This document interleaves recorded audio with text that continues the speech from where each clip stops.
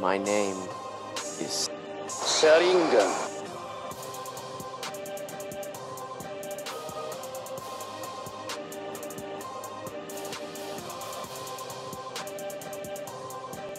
What is good, people? It's Akame-sharingan here, and today we're talking about Boruto Chapter 1, and this, to be honest, was a really good start, but I felt like there was something missing of what to really expect.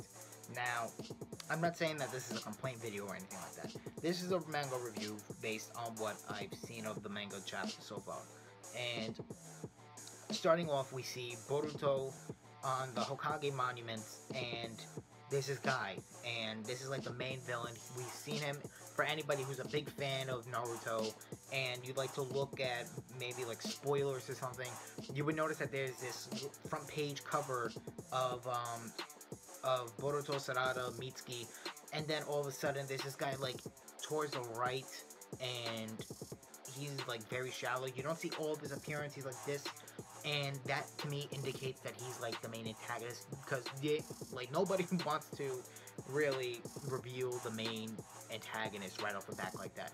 Like the main antagonist, like Madara, for example, he wasn't revealed until later on in the war started, and everybody thought that Obito was Madara, but everybody thought that Obito then was like the main antagonist and all that stuff. So I don't think that this guy is going to be like right off the bat revealed, but later on we see what he looks like in battle, and he introduced his name. His name is Kawaki, and Kawaki is, I guess, a ninja slash scientist ninja. Like, I can't really describe what they're really trying to say in this exactly, but there's Boruto right like on the other side of the monument, and he's fighting this guy, and Boruto is like still a ninja, and as a child he despised shinobi.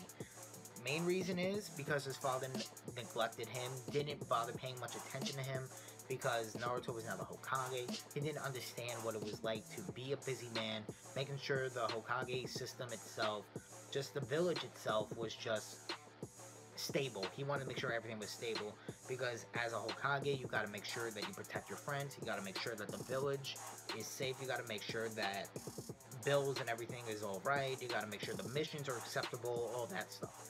Now, Boruto as a child, he didn't understand that. And as a child, you're not gonna think like you're supposed to, like we would now. Like in our later teens, maybe later on, maybe 20s, who knows.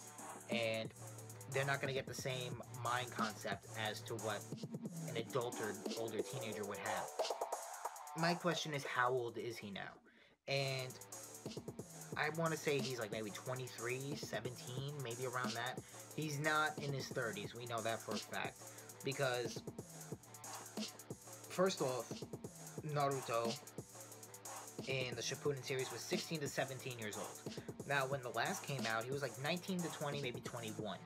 Now, this is later, further indication, but Boruto, I think, is like a Shippuden series. I think he's maybe 17, 18-ish. And he's fighting this guy named Kawaki. Now note this up. Now that he's 18, he's matured a bit more. So now it's like, my mindset is now different. I have a different view as to what I've seen so far of the past. And Kawaki says that he killed Naruto. And at that point, that was like a big plot to me, and a big like climax point as to what Boruto is going to do next. Now, Boruto, it looks like he's like, you killed my father? Like, how is that possible? And I think that's not true. I don't think Naruto is dead at all. I think he's maybe captured like he was in the Boruto movie. And the main reason why I'm saying that is because you can't throw, I mean, yeah, I could see that Naruto Shippuden has succeeded, and now Naruto got his wish of becoming the Hokage, and now that Boruto's here, you may as well just take Naruto, wipe him off of the planet. But I can't see it as that, because Boruto needs a father figure. Now, I can understand if maybe Naruto dies later on, sacrificing himself to protect Boruto, but I don't see him dead yet. I see him maybe hostage, and he's in another dimension or something. Now, note this out, this is an era of now where science is starting to kick in drastically, And when I mean by drastically, I mean it's quickly progressing as to compared to how ninjas progress into trying to get their piece. Now that Kawaki is now like the main villain, he believes that technology should take over. And he's saying this is the end of ninja. Now, when he's saying the end of ninja, I think of him in two ways. I think of him trying to say, change your ways as a shinobi and like change with technology. The second one is, I'm going to kill everybody here and adjust a new government system. Now, these are just my two interpretations of what he meant by this is the end of ninja. Now, Boruto, as we remember as a child, he hated a ninja. Now, when he's older, he has a different context as to what he's saying. He's saying, I'm a ninja. And, like, in that aspect, I feel like he's saying, if I'm a ninja, it's not over yet. Like, it's a very, like, part 1 Naruto reference that I really, like, visualize it as. It's like, I'm not giving up. I will not go back on my word. As long as I'm still standing, nothing's gonna happen. Like, he's turning more into Naruto than that of he is like Sasuke, because Sasuke was the one who really trained him in the Boruto movie, and that's a canon movie which was supposed to later on indicate what was supposed to go on in the future of what this chapter was. Now we see this guy Kawaki with his arm, it looked like a curse mark or something. Like, I don't know what it was, but maybe it was a curse mark, maybe it was something more advanced, like maybe technology, maybe they implanted something with him and that's like a specialized drug that's on him, maybe, I don't know. But when I see this, I think it's like maybe him suppressing his power to a certain extent. But later on, we see Boruto, and this really impressed me because I was curious to know how long are they going to make Boruto wait to get the Byakugan and possibly the Tensegan. And because, well, Boruto, we know, has Hyuga descent in him. He has Hyuga bloodline traits in him because of Hinata. And when we first seen him, he didn't have the gray-looking pupil that Hinata did.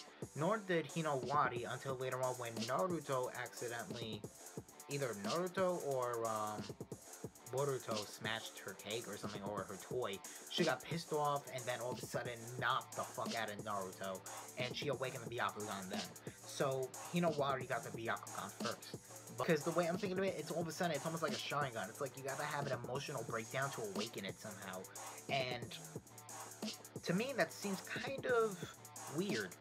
Because that's like, to me, it's saying like you're running out of options. Like, how else are you supposed to awaken a Byakugan? I thought a Byakugan was a genetic thing that you were born with. Once when you open those eyes, you had it automatically. I thought that's the case, but no. It's almost like an emotional eye. It's like almost like a Sharingan. You need to have a form of phenomenon to awaken it first. And what I think is very interesting about Boruto's characteristics is that he does age quite a bit, but it's like his headband, the fact that he has his I think his left eye like scratched up like Akashi did. I'm curious to know, like, what is Kishimoto really trying to do here? Is he like trying to do like a fusion character like Kakashi with Naruto Sasuke? Like, I don't know what's really going on with this character. There's a lot of like side influences going on with him as it is. He gets back up and he's ready to fight again. Now, there's this flashback, and I don't even need to really indicate on the flashbacks because those were all just like part of the Boruto movie itself, and we all know what Boruto the movie was about. But the overall interest, or like the main plot, is how is Kawaki going to die. We know that Boruto now has a Chidori technique. We know he has Rasengan. We know he has the Shuriken Jutsu and Shadow Clone Jutsu. I'm really curious to know, like, and the real question is, what is Kawaki's abilities?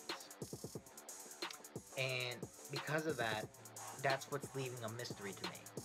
So, how is this battle gonna end? Or where's this battle gonna start? But you guys tell me what you guys think in the comments below. This is Akame-sharingan. Hope you guys enjoyed this manga review and what I see from it so far. And see you guys next time.